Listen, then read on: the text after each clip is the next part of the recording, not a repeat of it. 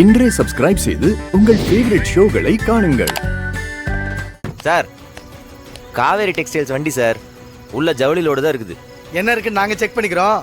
முதல்ல நீ ட்ரக்கை வந்து திறந்து காட்டு. சார், சந்தேகப்படுறதுக்கெல்லாம் இதுல ஒண்ணுமே இல்லை சார். சந்தேகப்படுறதுக்கு ஒண்ணு இல்லைன்னா திறந்து காட்ட வேண்டியதானே? எதுக்கு எதிர்த்து பேசிட்டு இருக்க?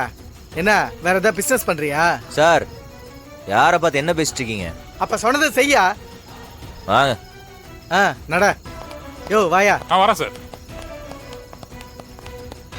ஓபன் பண்ணியா? ஃபுல்லா ஓபன் பண்ணு.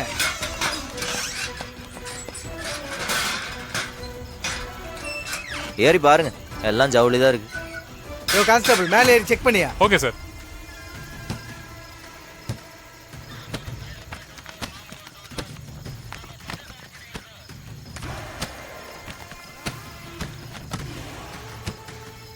சார், துணிங்க தான் சார் இருக்கு.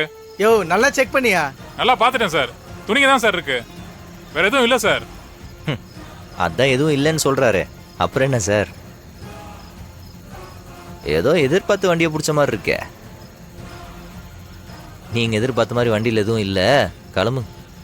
யோ கார்ச்சிங்க குடியா? யோ குடியான்றல. இந்தாங்க சார். நீ இறங்கி, நான் பார்க்கறேன். சரிங்க சார்.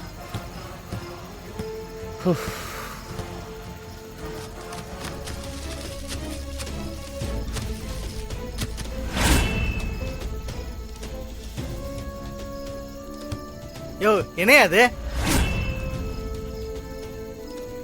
என்னன்னு கேக்குறால? சார், சரியா கவனிக்கல சார். உன்னெல்லாம். Sorry sir.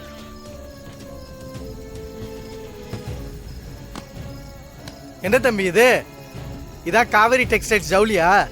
சொல்லு தம்பி, அப்பனும் மகனும் ஜவுளி வியாபாரம் பத்தலன்னு பொட்டலம் கடத்த ஆரம்பிச்சிட்டீங்களோ? சார், மரியாதையா பேசுங்க. ஏய், போதை பொருள் கடத்துற, உனக்கு என்னடா மரியாதை? யோ வண்டியை சீஸ் பண்ணீங்க. இவனை அடிச்சு ஸ்டேஷனுக்கு இழுத்துடுவாங்க. சார், உள்ள இது எப்படி வந்துச்சுன்னு எனக்கு தெரியாது. யோ மாட்டிட்டே உண்மையை ஒத்துட்டு இருக்கான்.